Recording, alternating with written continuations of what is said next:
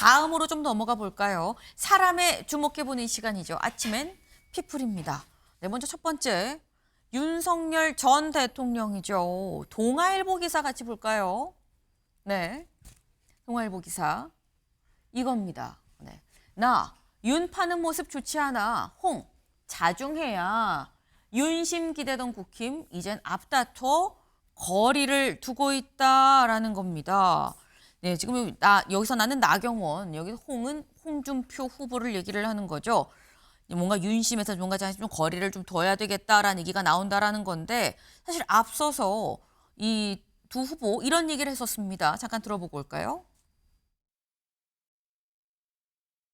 저는 사실은 죽었다 깨도 반유는 되지 않을 것 같습니다.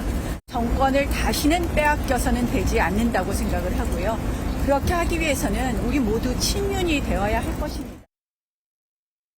네, 나경원 후보 사실 저 때의 모습은 좀 상당히 좀 거리가 있었던 그 모습인데 윤 전 대통령이 파면이 되고 이튿날 관저에서 1시간 동안 또 이 차담을 했었다. 그때 대선 나가달라는 어떤 권유도 받았다라는 얘기가 이미 보도가 됐죠. 더불어서 홍준표 후보는 앞서서 뭐라고 얘기를 했었느냐. 윤통의 내란죄 판결 제대로 된 법관이 판결하면 공소 기각될 겁니다. 탄핵도 기각되고 형사재판도 조속히 정리가 돼서 나라가 안정되면 좋겠습니다. 라고 얘기를 했었는데 김기영 대변인님 좀 거리를 후보들이 좀 두는 것 같다라는 거예요. 그러니까 저도 개인적으로 대통령의 탄핵에 대해서 기각과 각하를 원했습니다. 네. 그렇지만 이게 대통령의 어떤 계엄이라는 것을 통해서 정치적 책임을 지우게 했죠. 그래서 대통령이 관저에서 사저로 갔습니다. 일종의 한 페이지가 넘어간 겁니다. 일단락이 된 거죠. 민주당은 끊임없이 내란 종식 프레임을 가지고 이번 선거에 임하고 있습니다. 그렇다면 우리가 대통령 개인은 한 개인을 지키고자 관저에 그렇게 사람들이 갔던 게 아닙니다. 대한민국이 그 당시에 어디로 가고 있는지 그 부분에 대해서 대한민국의 어떤 법치, 민주주의를 지키고자 한 부분이 있거든요. 근데 대통령의 목소리를 계속 연결 지으려고 한다고 한다면 네. 결국은 민주당의 그 프레임에 이용당할 수 있거든요. 그리고 제가 말씀드리고 싶은 게 대통령이 21년 7월에 서문시장에 갔을 때 그런 얘기를 했습니다. 제가 굉장히 그때 열렬한 지지를 받으셨거든요. 네. 그래서 제가 물었습니다. 기분 좋으시죠? 했더니 하는 말씀이 나 개인적으로 좋아해서 저분들이 날 지지하는 게 아니다.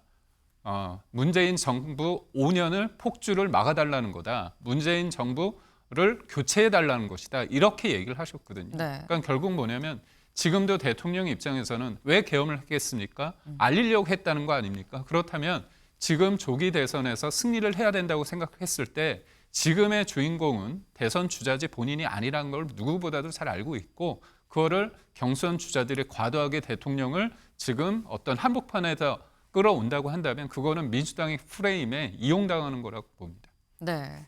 지금 계속해서 어떤 윤석열 전 대통령에 대해서 언급을 하는 것 자체가 민주당의 프레임에 말려들 수 있기 때문에 그래서 이 언급을 하지 않고 좀 거리를 둔 측면이 있지 않겠느냐라고 말씀을 하셨는데 김재섭 의원이 SNS에 글을 올렸어요. 뭐라고 올렸나 보겠습니다. 우리 당이 이기는 방법 간단합니다. 파면당한 전임 대통령과 결별하면 됩니다. 라고 얘기를 하면서 우리 당 후보들이 호미로 밭을 일구고 있는데 윤 전 대통령은 트랙터로 그 밭을 갈아엎고 있습니다.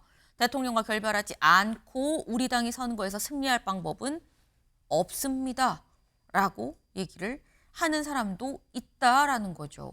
물론 이게 뭐 전체 대다수의 의견이다라고 볼 수 없습니다만 일단 김재섭 의원 개인의 일단 생각인데 이런 얘기들도 현재 국민의힘 내부에서 공개적으로 나오고 있다라는 점도 좀 눈길이 가는 대목입니다.